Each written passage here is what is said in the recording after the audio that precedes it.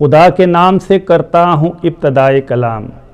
तवज्जो कीजिए मबज़ूल मोमिनीन कराम, करूँगा खिदमत अक़दस में पेश ज़िक्र अनाम। सब अहले बैत में मिलके पढ़ें दरूद व सलाम। अल्लाहुम्मा सल्लि अला मुहम्मद व आले मुहम्मद वअज्जिल फ़रजहुम। अस्सलामु अलैकुम व रहमतुल्लाहि व बरकातहू। नाज़रीन व नाज़रात, प्रोग्राम सब्रस लिए आपके महबूब टेलीविज़न हदायत टेलीविज़न पर नाचीज़ गदाए अहले बैत सैयद अली शान हुसैन हाज़िर खिदमत है। मौज़ूए गुफ्तगू है खुदाए यकता, खुदाए बुज़ुर्ग बरतर, खालिके कौनो मकान, रब्बे जहाँ, रब्बुल आलमीन। इस प्रोग्राम पर जनाब महबूब भट्ट साहब स्पीकर एडिटर के जो स्पीकर हैं, स्पीकर के जो एडिटर हैं वक़ार बुखारी साहब, नासर अब्बास साहब, शाहिद बुखारी और अमजद रिजवी साहब ने अपनी आरा से हमें टेक्स्ट मैसेजेस के ज़रिए आगाह किया, नहायत मुफीद मशवरे दिए और उनकी तजावीज़ पर इंशाअल्लाह अमल किया जाएगा। और जितनी उन्होंने तारीफ़ की, मैं और मेरे मेहमान हम उस तारीफ़ पर आपके मशकूर हैं। आपने खुदाए बुज़ुर्ग बरतर पर मज़ीद गुफ्तगू करने के लिए भी हमें अपना हुक्म फरमाया था, क्योंकि गुज़िश्ता प्रोग्राम में तशनगी रह गई थी, उसे हमने भी महसूस किया था। लिहाजा आज के प्रोग्राम को हम उसी जगह से शुरू करेंगे जहां हमने इसको आखिरी एपिसोड यानी पिछले प्रोग्राम में ख़त्म किया था। हमारी आज की गुफ्तगू का आगाज़ अव्वल व अफजल खालिक व मालिक, रहमान व रहीम, हलीम व करीम, कदीम व अदीम, मुसव्वर व अदीब, मशहूद व महमूद और माबूद बरहक के बारे में दोबारा होगा, जिसमें गुफ्तगू के लिए आज मेरे साथ दोबारा मेहमान तशरीफ़ रखते हैं। ख़तीब आले इमरान जनाब आला हज़रत अब्बास अली कुमी साहब। आपने 17 साल गुजरावाला गुजरात और बिलाखर ईरान मुक़द्दसा कुम से बहुत बहुत जय्यद उलमा की ज़ेर निगरानी नूर बसीरत हासिल किया। इसके साथ ही मेरे साथ तशरीफ़ रखते हैं जनाब बबरक अली भट्टी साहब। बबरक अली भट्टी यहाँ पर एलएलएम की तालीम के लिए तशरीफ़ लाए, पाकिस्तान भर में ज़िक्र अहले आले अबाक के साथ लोगों को दिलों को मुनव्वर किया और यहाँ पर भी मैनचेस्टर और बरतानिया के दीगर शहरों में ज़िक्र आले मोहम्मद से हमें मामूर व मुनव्वर फरमाते हैं। आप जनाब ग़ुलाम कंबर अज्जलल्लाहु फ़रजहू उनके शागिर्द हैं और नहायत खूबसूरत अंदाज में ख़ुद ही शेरों का इंतखाब करते हैं और उनकी तदवीन और उनकी तरतीब ख़ुद ही देते हैं और फिर नहायत खूबसूरत अंदाज में हमारे साथ सामने पेश करते हैं। आखिरी गुफ्तगू हमारी आखिरी प्रोग्राम में ख़त्म हुई थी मोहम्मद व आले मोहम्मद पर, तो मौका से फ़ायदा उठाते हुए मैं जनाब बबरक अली भट्टी साहब से गुजारिश करूँगा कि वो आज के प्रोग्राम का आगाज़ मोहम्मद व आले मोहम्मद के हजूर नजराना अक़ीदत पेश करते हुए दें। जनाब बबरक अली भट्टी साहब। बिस्मिल्लाह जनाब सैयद अली शान साहब, आपका बहुत शुक्रिया, आपने इज़्ज़त अफ़ज़ाई की और देखने वाले सुनने वाले जहाँ जहाँ पूरी दुनिया में देख रहे हैं सुन रहे हैं उनके लिए मैं दुआगो हूँ। और ख़ास तौर पर मैं शुक्रिया अदा करता हूँ हदायत टीवी वालों की पूरी टीम का कि वो इतने अच्छे प्रोग्राम लेके लोगों को मुस्तफ़ीद फरमाते हैं। एक दफ़ा सलात पढ़ लीजिएगा। अल्लाहुम्मा सल्लि अला मुहम्मद व आले मुहम्मद वअज्जिल फ़रजहुम। अजब होगा समा तेरा,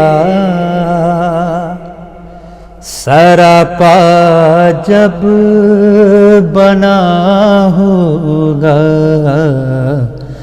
बना के तुझ को महबूबे खुदा रब ने कहा होगा। तू ही ताहा मुज़म्मिल भी ہی یاسین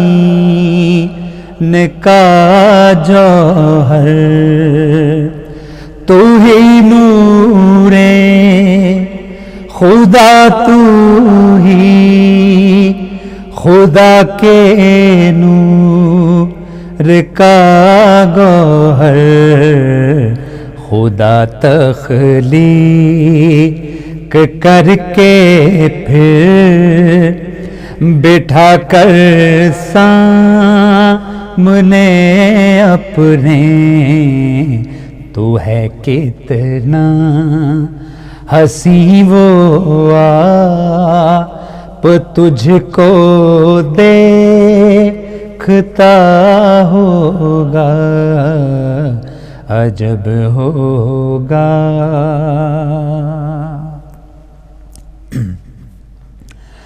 کبھی پیام بر اپنا، کبھی کہہ کر حبیب اپنا، کبھی خاتم کبھی سالے، کبھی کہہ کر خطیب اپنا،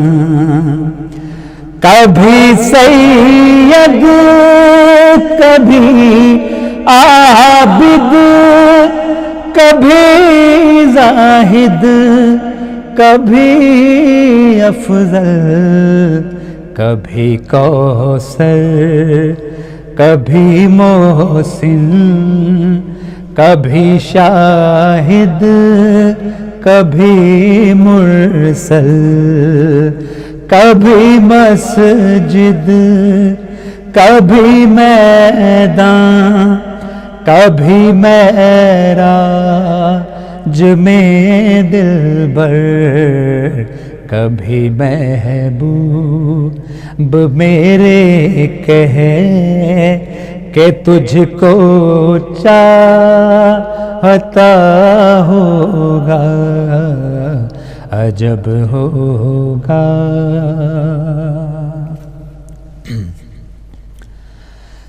ہزاروں رحمتیں تم پر خدا کی یا رسول اللہ، ہزاروں نعمتیں تم پر خدا کی یا رسول اللہ، تم ہی راشد تم ہی ہادی، تم ہی رشد و ہدایت ہو، تم ہی احمد تم ہی امجد، تم ہی ظرف و عنایت ہو، تم ہی میری طرف سے رحمت للعالمین بھی ہو، تم ہی تقویٰ ہو ماجد ہو، خدا خود کہہ رہا ہوگا، عجب ہوگا۔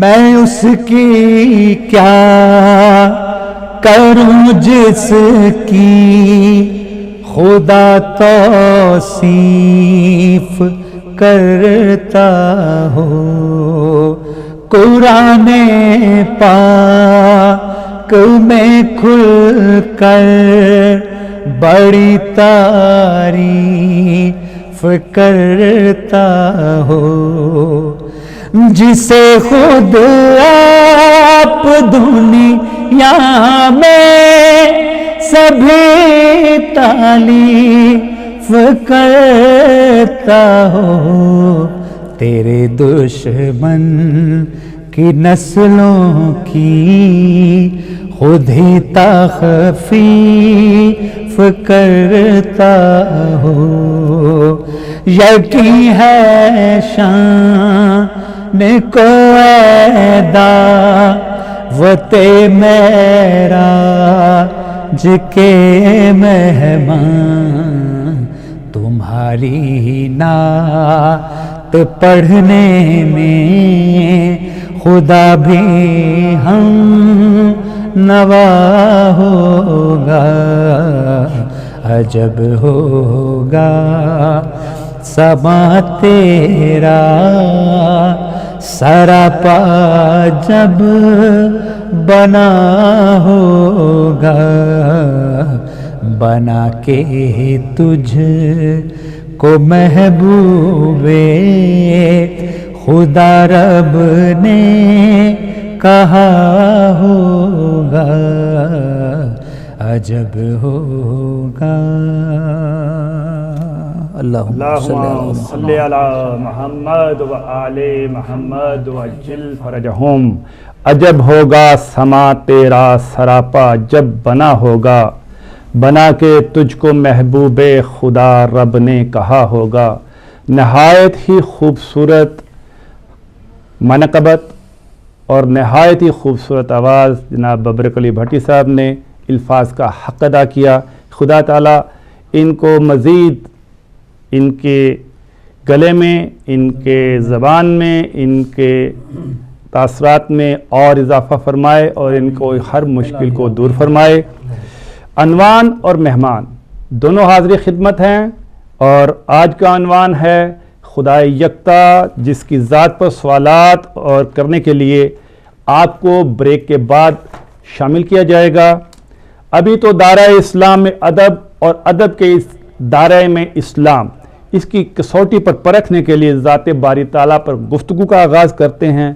بھرا القدوس والجبار سے بڑا کوئی ادیب، اس سے بڑا کوئی شاعر، اس سے بڑا تخلیق کار، مصنف، ہدایت کار، صالح، مفتی، محقق و مقرر، مفکر اور عالم کوئی دنیا میں ہو سکتا ہے جس کے ایک لفظ کن سے ارسطو، افلاطون، فارابی اور خمینی جیسے مفکر اعظم پیدا ہوئے، جس نے شیخ سعدی، جس نے شیرازی، حالی، انیس، دبیر، سودا، غالب، اقبال اور محسن جیسے عظیم شعراء کو پیدا کیا، جس نے کائنات کو خلق کیا، بغیر سہارے کے 7 آسمان پیدا کیے، زمین پانی کے اوپر بچھائی، اس میں نباتات، شجرات، حشرات اور بشر اور انسان ان کو خلق کیا۔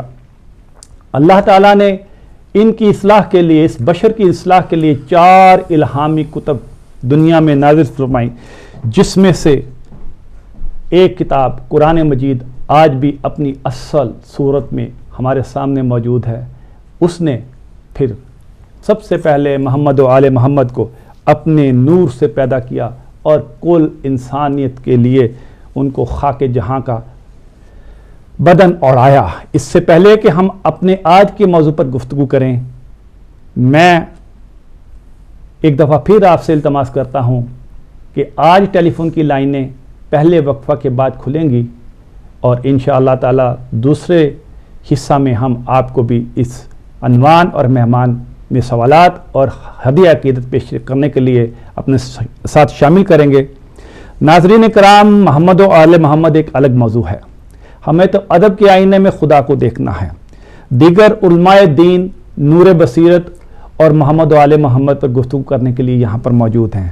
ناچیز نے ادب کے آئینے میں خدا کی ذات کو دیکھنے کے لیے آج اپنے مہمان کو دعوت دی ہے، تو کیوں نہ اپنے مہمان جناب عباس علی قمی صاحب کی طرف چلتا ہیں اور ان سے گزارش کرتے ہیں کہ اس سے پہلے کہ ہم خدائے یکتا کی طرف جائیں، لفظ ادب اس کی اوپر ذرا تھوڑی سی روشنی ڈالیے۔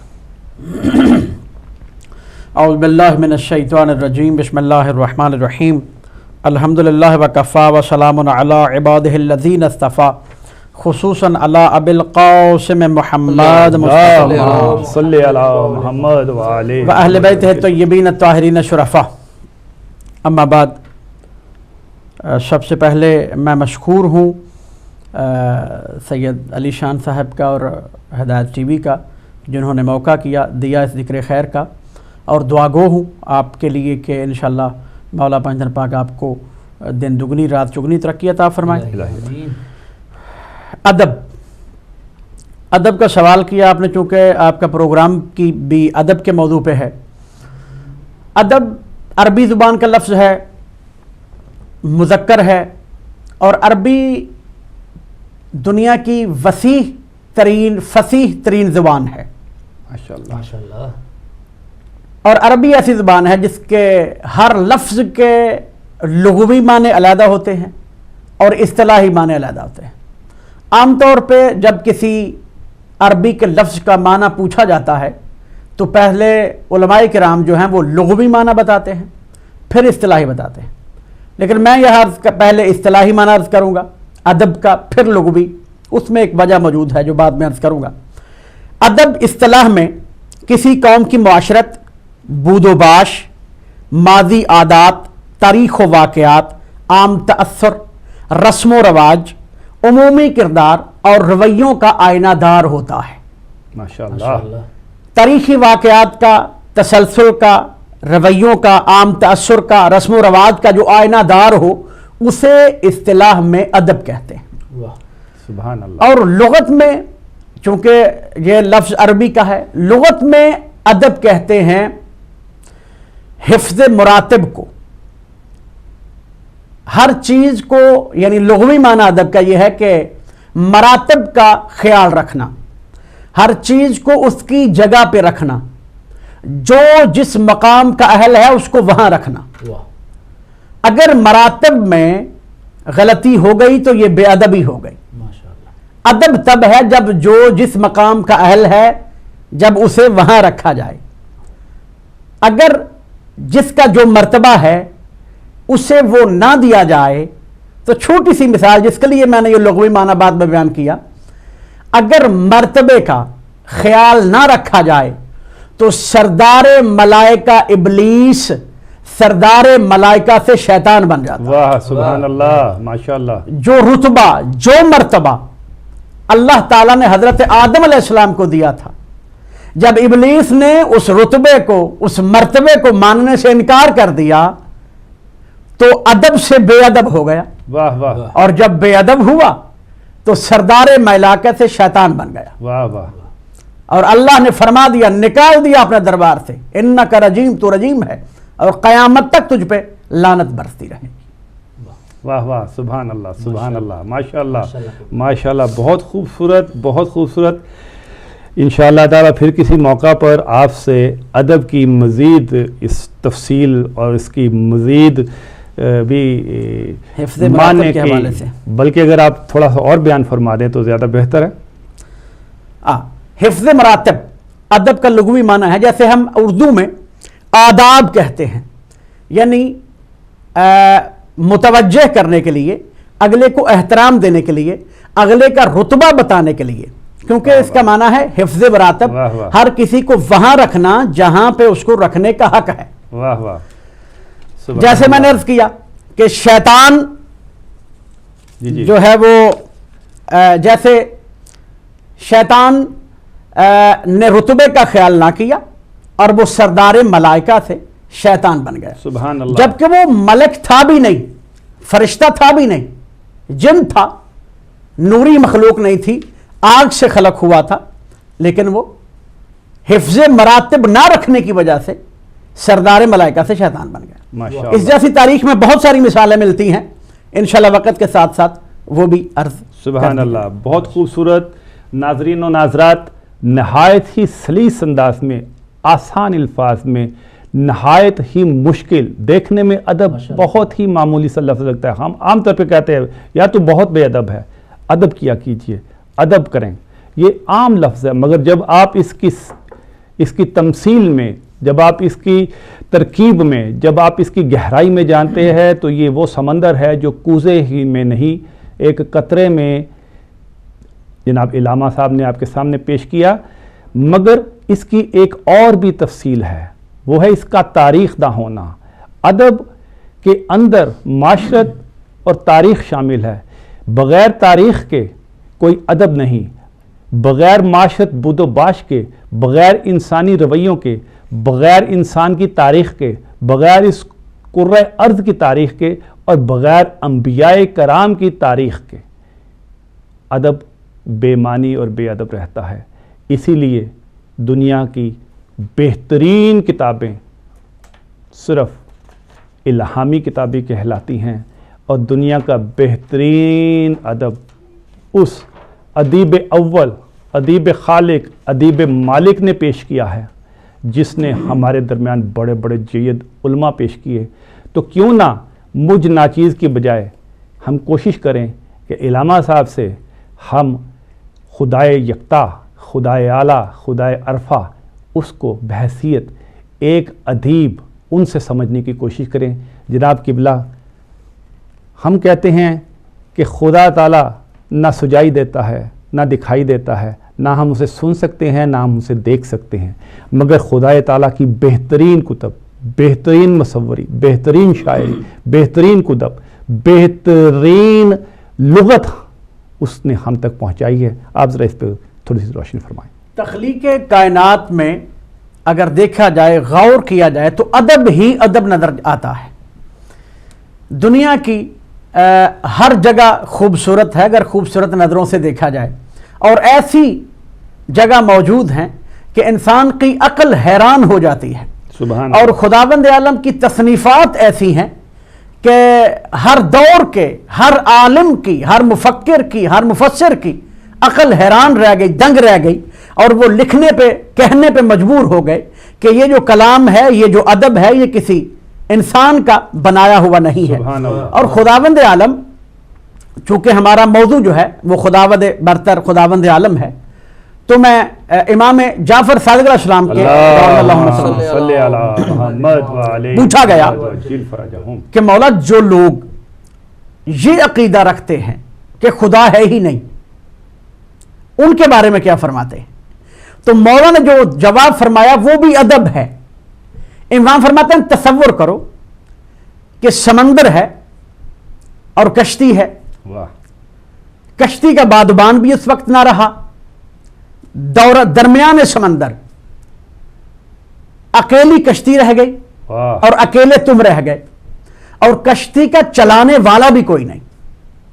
امام کے جواب میں ادب دیکھیے گا کہ کشتی کا چلانے والا بھی کوئی نہیں، ظاہراً کوئی آسرا بھی نظر نہیں آ رہا، ہر طرف موت ہی موت نظر آ رہی ہے. امام محمد ہے لیکن اس کے باوجود تمہارے دل میں ایک امید باقی ہے. واہ سبحان اللہ. موت نظر آ رہی ہے، ہر طرف پانی ہے، خشکی کا کوئی کنارہ ذہن میں نہیں، نظر نہیں آ رہا. معصوم فرماتے ہیں اس کے باوجود ایک امید باقی رہے گی کہ شاید میں بچ جاؤں. واہ سبحان اللہ. جو امید ہے نا، جو باقی رہ گئی ہے، اسی کا نام خدا ہے.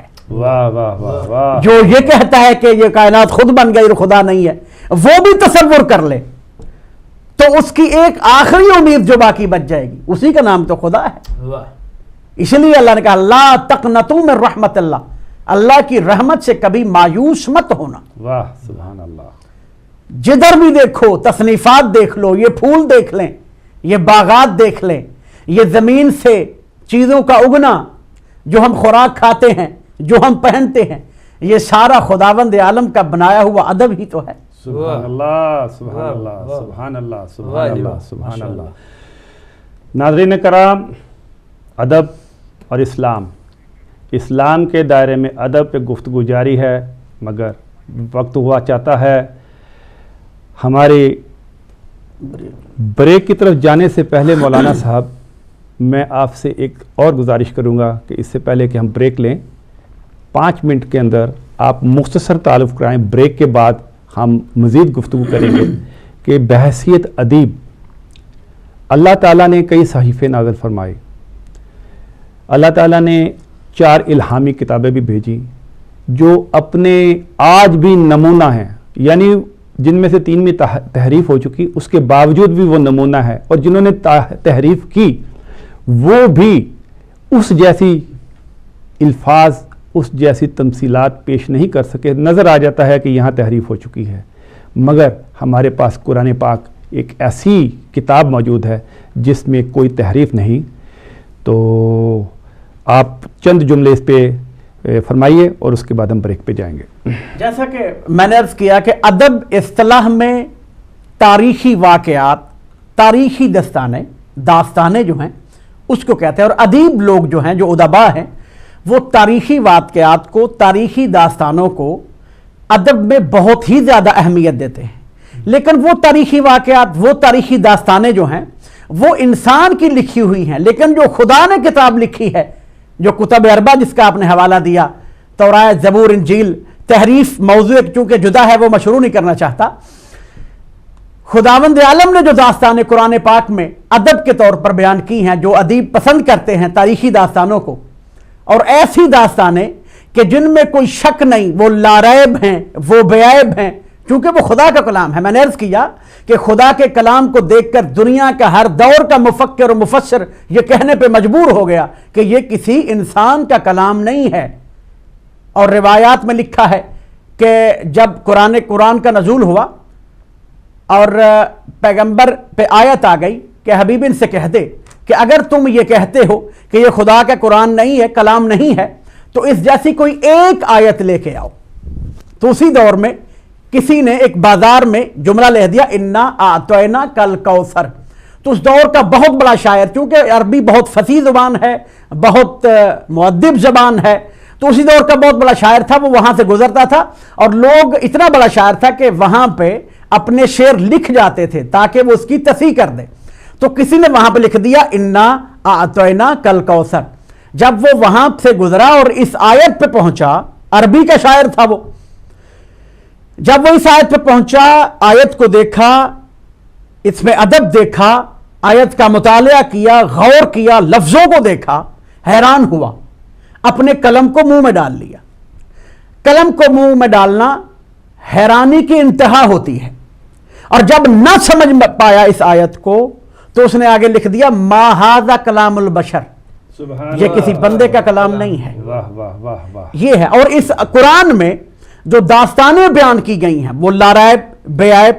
قوم حضرت نوح علیہ السلام کی داستان دیکھ لیں، قوم لوط کی داستان دیکھ لیں، قوم بنی اسرائیل دیکھ لیں، قوم قریش دیکھ لیں.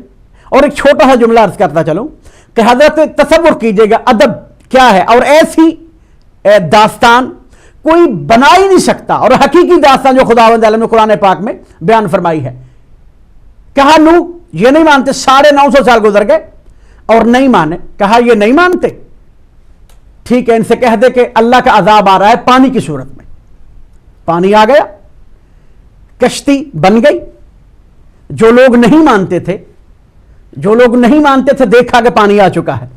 اب تصور کریں کیسی داستان ہے یہ، تصور کریں ہر طرف پانی میں پانی، صرف ایک کشتی ہے جس پہ لوگ سوار ہیں، جڑواں جانور، درند چرند جو حضرت نوح علیہ السلام نے سوار کیے تھے. تصور کریں کہ ادب کی انتہا ہے اس داستان میں. سبحان اللہ سبحان اللہ. آپ کی گفتگو کو یہاں پہ ناظرین میں روکنے کی جسارت کر رہا ہوں. قرآن اور ادب، اور جب یہ اس طرح فصاحت و بلاغت میں کھو جانا کوئی بڑی بات نہیں، مگر کیونکہ وقت ہوا چاہتا ہے بریک کا. بریک کے بعد جہاں سے سلسلہ ٹوٹا ہے وہیں سے حاضر خدمت ہوں گے. بریک کے بعد ناظرین و ناظرات لائنیں بھی کھول دی جائیں گی. عنوان اور مہمان اس کے حوالے سے آپ بھی اس میں شرکت کر سکتے ہیں، سوالات اور اپنے ہدیہ عقیدت کے ساتھ. تو ناظرین چلتے ہیں ایک بریک کی طرف.